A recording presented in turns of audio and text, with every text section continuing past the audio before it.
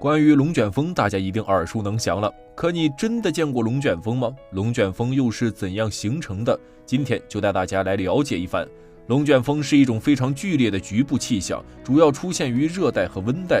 最常见的发生地是美国内陆、澳大利亚西部和印度半岛的东北部。一般情况下，龙卷风的风速在30到130米每秒，也就是11级以上。最小的龙卷风直径只有几米，而最大的可超过1000米。然而，这并不是它的最大尺寸，龙卷风的顶端更为恐怖，甚至能超过10公里。只是这样尺寸的龙卷风非常少见，普遍出现的一般只会持续几分钟，最长的也有几个小时。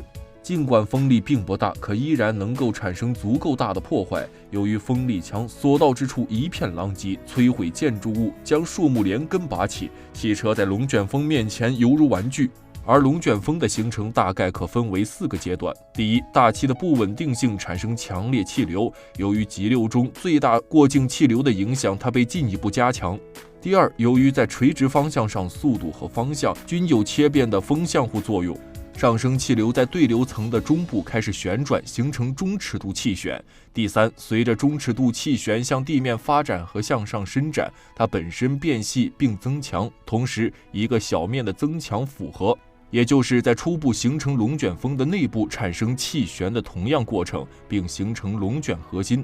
第四，龙卷核心中的旋转与气旋中的不同，它的强度足以使龙卷风一直伸展到地面。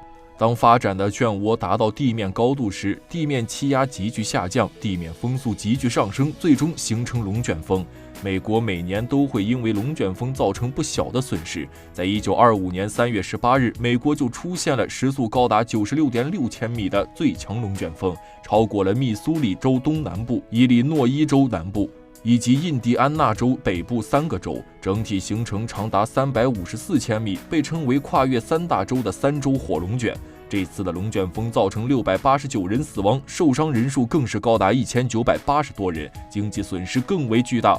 而这也是有史以来美国历史上最强最大的一次，也是全世界范围内最大的龙卷风。还有一种水龙卷，这也是龙卷风的一种，它的形成有几个条件。首先，空气必须具有高温高湿。大家都知道，温度高低能反映热能的大小，空气湿度大，一旦发生凝结现象，大量的潜热就能释放出来了，变成动能、位能。其次，要有大片的积雨云，积雨云是强对流的产物，在强对流运动中容易形成涡环。最后便是上升气流和下沉气流间的切变要大，也就是说，两者气流方向相反，各自的速度要大，最终才能够形成强切变。面对自然灾害，虽然人类已经尽可能在进行抵御，但对于龙卷风以及地震这种大型自然灾害，我们目前还没有绝对的方法来应对。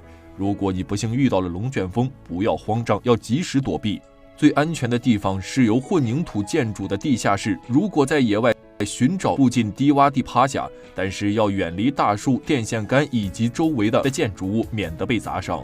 相比于美国每年都会经历上千次龙卷风的我们，已经是非常幸运了。